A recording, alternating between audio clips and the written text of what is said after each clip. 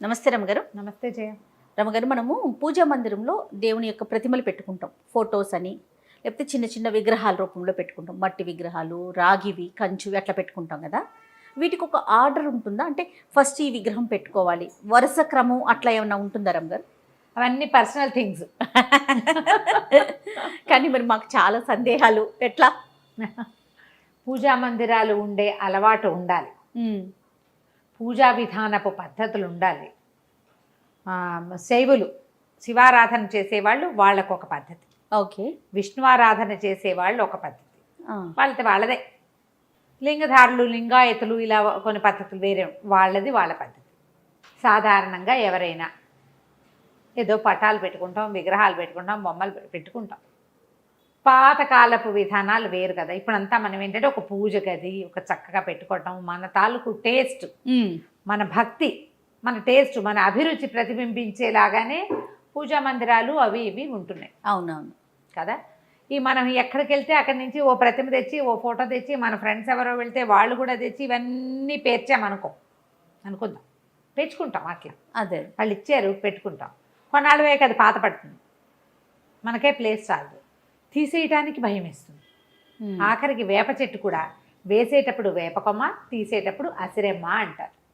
తెలుసా, విన్నావా ఎప్పుడైనా? లేదండి. వేసేటప్పుడు ఏముంది, వేప చెట్టు ఉంటుందిలే అనుకుంటాం. వేప అంత చెట్టు అయింది, ఆ చెట్టు కొట్టేదాం, అయ్యి బాబాయ్ అమ్మవారు రా అంటారు.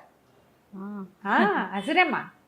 వేయబోతే వేపకొమ్మే, అది వేసినాడు, తీసేటప్పుడు అసిరెమ్మ అవుతుంది. అది ఓకే, అమ్మత లేదు అని తీయకూడదు కదా. ఇప్పుడు ఒక ప్రతిమ కొన్ని రోజులు పూజ చేసాం, అది భగ్నమైన, చిరిగిన, పగిలిన, పాడైన, పాతబడిన తీయాలంటే చచ్చే భయం వేస్తుంది. అవును. అందుకని ఎక్కడెక్కడి నుంచి వచ్చిన ప్రతిమలు, విశేషాలు అన్నీ చేర్చుకోవద్దు. మొదట సరిపడా మీకు అలవాటుగా ఏ దైవాన్ని పూజించుకుంటారో ఆ దైవం తాలూకు ప్రతిమలో, ఫోటోలో ఏవైనా పెట్టుకోండి. ఈ ప్రతిమా విశేషాలు అవి పెట్టడానికి కూడా లోహంతో చేసిన ప్రతిమలు, మట్టితో చేసిన ప్రతిమలు రకరకాలు ఉన్నాయి కదా. వెండి, బంగారు, కంచు, ఇత్తడి, పంచలోహాలవి ఇట్లా ప్రతిమలు పెట్టుకుంటారు.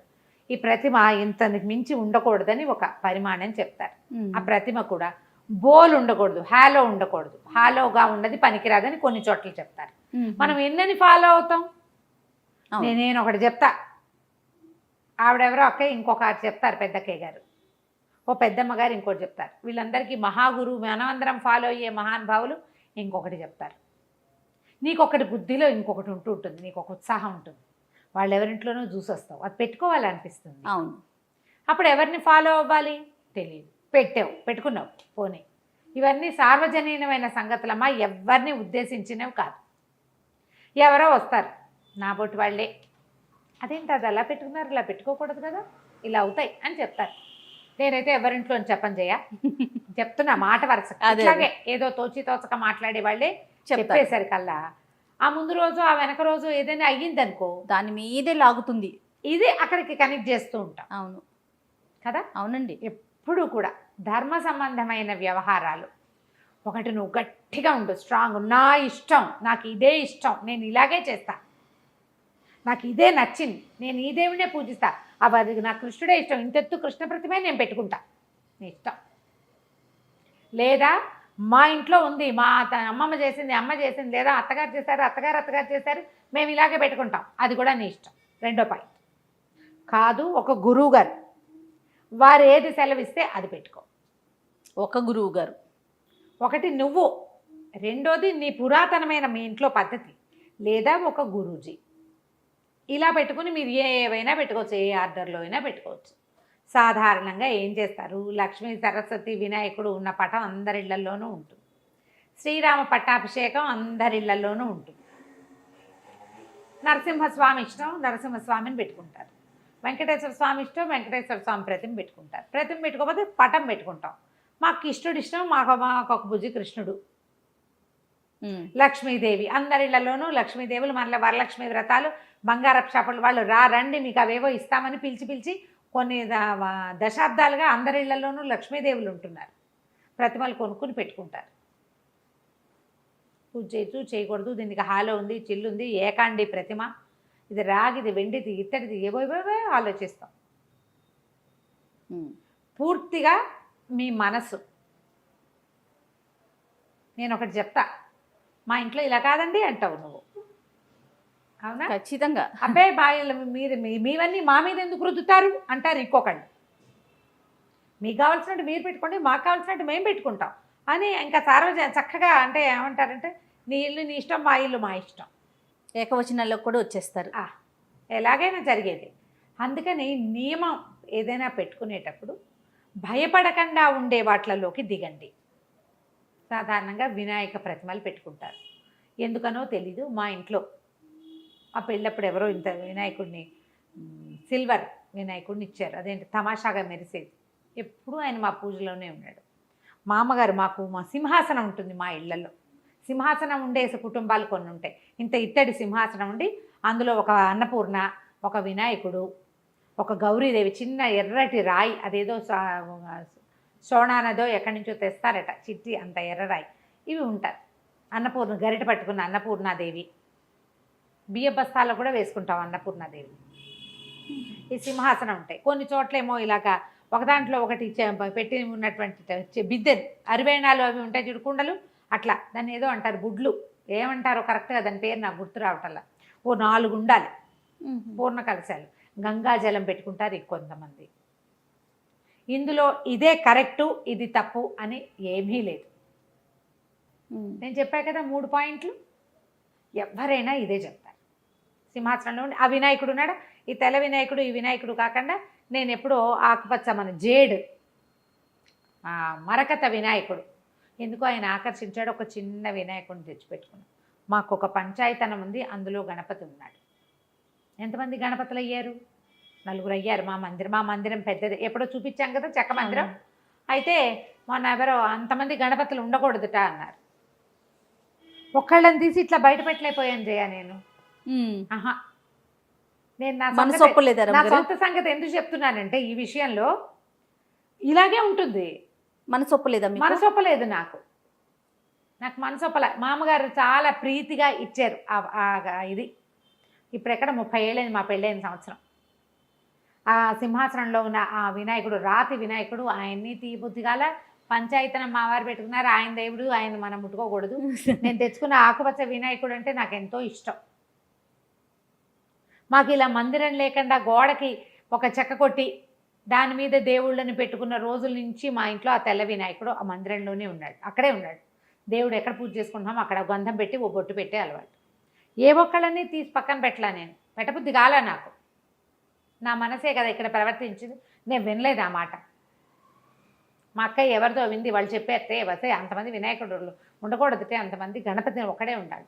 నాకు గణపతి ఒక్కడే, నాకు 4 గణపతులు లేరు. స్వరూపాలు ఉన్నాయి, విగ్రహాలే కదా అవి, అంతే కదా. నన్ను నేను ఇలా సాటిస్ఫై చేసుకుని నేను దండం పెట్టాను. 4 పువ్వులు పెడతాను రోజు. నేను ఒక ఆయన గంధం పెట్టి బొట్టు పెడతాను, మిగిలిన 3 పువ్వులు పెడతాను, అయిపోయి. ప్రధానమైనది ఏంటంటే మన విధానాన్ని బట్టి నువ్వెవరిని ఫాలో అవుతావు, నీ బుద్ధి ఏ స్వరూపం యందు లయం అవుతుంది. 10 రకాలుగా పోనివ్వకండి, దాన్ని స్ట్రైట్గా వెళ్ళనివ్వండి. ప్రతిమా విశేషాలు ఏవైనా పెట్టుకుంటే శుభ్రం చేసుకోవాలి. పూజకి నిత్యము అదొక పని, చక్కగా శుభ్రం చేసుకోవటము, ఎప్పుడూ పులికాపు పెట్టడము చేస్తారు కదా. పులికాపు చక్కగా గడ్డి అవి కాల్చి ఆ బూడిదతో భస్మం వస్తుంది కదా, అది కాస్త చింతపండు అవి వేసి ప్రతిమలు తోముకోవాలి. దేవతా మందిరం ఎప్పుడు బూజు దుమ్ము లేకుండా దులుపుకోవాలి, అలంకారం చేయాలి. మీకు ఆ రకమైన భక్తి విశేషాలు తాత్పర్యాలు ఉంటే, భక్తి తత్పరతే కదా మనకు కావాల్సింది, చేసుకోండి హాయిగా. ఇది పెట్టచ్చు ఇది పెట్టకూడదని ఏముంది, చెక్కవి పెట్టుకోవచ్చు. చెక్కతోటి చేసిన భగవంతుడికి నిత్యారాధన జరిగే పూరి జగన్నాథుడే మనకి తొలి దైవం. 4 ధామాల్లో మొదటి ధామం అదే మనకి భారతీయులకి. కాబట్టి చెక్కదేవుడు పనికి వస్తాడు కదా. అవును కదా. మరి అక్కడి నుంచి శిలాస్వరూపాలుగా ఉన్న స్వాములు ఎంతమందో మనకి దైవాలు, విగ్రహ రూపంలో ఉండే స్వాములు ఎంతమందో. కాబట్టి రాయి మట్టి అన్ని ప్రతిమలు పనికొస్తాయి. ఆర్డర్ ఏమైనా ఉంటుందా రమ్మగారు? కుడి నుంచి ఎడమకి, పైన ఒకట్లు కింద ఒకరు, అట్లా ఏదైనా పలానా ప్రతిమ పైన ఉండాలి కింద ఉండాలి ఏవో చెప్తారు చేయ, మన వెసులుబాటుని బట్టి. కొంతమందికి మనకి ఇంట్లో మందిరం ఉంటుంది, దాంతో పాటుగా గోడ మీద కూడా కొన్ని ప్రతిమలు ఫోటోస్ పెట్టుకుంటారు కదా, అలా కూడా పెట్టుకోవచ్చు. చూస్తూ ఉంటాం. పెట్టుకోవచ్చు. అదే ఇప్పుడు ఏదో ఒక ఫేస్బుక్ వీడియోలో అనుకుంటా మా ఇంట్లో ఫోటోలకి పైన పువ్వులు పెట్టుకుంటాను నేను, అక్కడ కింద పెట్టడానికి వీలవక. అదేంటండి తల మీద పెట్టకూడదు కదా అని అడిగారు. ఏమో నేను పెడతాను. పాదాల దగ్గర పెట్టేవి ఉంటాయి. గోడకు తగిలిచున్న ఆయనకి పువ్వు పెట్టాలంటే ఎక్కడ పెట్టాలి? పాదాల దగ్గర పెట్టలేం కదా, పైనే పెట్టగలుగుతాం. పైన పెడతాం. నెత్తి మీద పెట్టకూడదుట ఎవరో చెప్పారు. నమో నమః. నేను అనుకుంటా నా సర్వాపరాధాన్ని స్వామిని సర్వాపరాధాన్ని క్షమస్వ, ఇది ఒక వాక్యం పెట్టుకుంటాను జయ. నేను అన్ని అపరాధాలు క్షమించు, తెలుసో తెలియకో, నా వెసులుబాటో, నా ఆలోచనో. కాబట్టి వీటిని అన్నిటినీ క్షమించు అపరాధాలను. శ్లోకాలు ఉన్నాయి. అపరాధ సహస్రాన్ని క్రియంతే అహర్నిశమ్మయ దాసోయమితి మాం మత్వా క్షమస్వ పరమేశ్వర అని. నేను నీ దాసుండని భావించి నన్ను క్షమించేసే. అపరాధ సహస్రాలు చేస్తాను. ఎవరినో విమర్శిస్తాం, ఎవరినో జడ్జి చేస్తాం, ఎవరినో ఏదో చేస్తాం. నీకే ఏదో చేయవలసిన దేవుడికి చెయ్యం. ఏదో చేసుకుని ముందు మనమే రుచి చూసేస్తాం. ఇది దేవుడు ఇచ్చాడని జ్ఞప్తి ఉండదు మనకి. జ్ఞప్తి లేదు. ఏదో చేస్తాం ధ్యాసగా, హర్రే పొరపాటు చేశానే అనిపిస్తుంది. ఒక క్రియ ముందు గంధ పెట్టవలసిన చోట ముందు కుంకం పెట్టేస్తాం. ఏవో చేస్తాం. ఒక లైన్ ఉంది, ఆర్డర్ ప్రకారం పోము. ఉపచారాలకి ఆర్డర్, దేవుళ్ళ అరేంజ్మెంట్కి ఆర్డర్ అనుకోకండి. ప్రతిమా విశేషాలు మీ ఆ వెసులుబాటుని బట్టి, మీ మందిరాన్ని బట్టి, మీ భక్తిని బట్టి పెట్టుకోవచ్చు. దాని మీద ఏం పెద్ద ఆలోచించద్దు. ఒక వినాయకుడు తొలి పూజలు అందుకుంటాడు, మనకు లెక్క కదా. అట్లా ఏదైనా ఒక మొదట చేసేటప్పుడు వినాయకుడికి దండం పెట్టుకుంటాం. ఓ వినాయక ప్రతిమ పెట్టుకోండి. లక్ష్మీ పూజ మనం చేసుకోవాల్సింది, లక్ష్మిని పెట్టుకోండి. మీకు విష్ణువు ఇష్టమో, శివుడి ఇష్టమో, మీకు ఏ ప్రతిమా విశేషం మీద ఆసక్తిగా ఉంటుందో పెట్టుకోండి. ఆ అర్చన చేసేటప్పుడు షోడశోపచారాలు ఒక లైన్ చెప్పబడ్డాయి కదా, ఆ లైన్ చేసుకోండి. టోటల్గా నాకు ఈ వీడియోలో అర్థమైంది ఏంటంటే రమ్మగారు, మీ ఇంట్లో ఎలాంటి ఆచారం ఉంటుందో, ఎలాంటి సాంప్రదాయం ఉంటుందో అది ఫాలో అవ్వండి. అంతేనా రమ్మగారు? లేదా మీ మనసుకి ఏది నచ్చితే అది. లేదా గురువు, ఒక్క గురువు ఒక్కరు ఎప్పుడు కూడా. అంతేగాని ఆర్డర్ విషయం మీరు చెప్పట్లేదు. సంతోషం. అంతే కదా రమ్మగారు. మరి ఇప్పుడు మీది ఒక పద్ధతి, మాది ఒక పద్ధతి. నేను అదే చెప్తున్నా. మన సాయి వాళ్ళది ఒక పద్ధతి. పద్ధతి చెప్తే ఎలా కుదురుతుంది? అంతే కదా. నేను ఒక పద్ధతి, ఇప్పుడు మన ఇక్కడ ముగ్గురు ఉన్నాం, ముగ్గురిది 3 పద్ధతులు కదా. రైట్. నమస్తే రమ్మగారు. నమస్తే.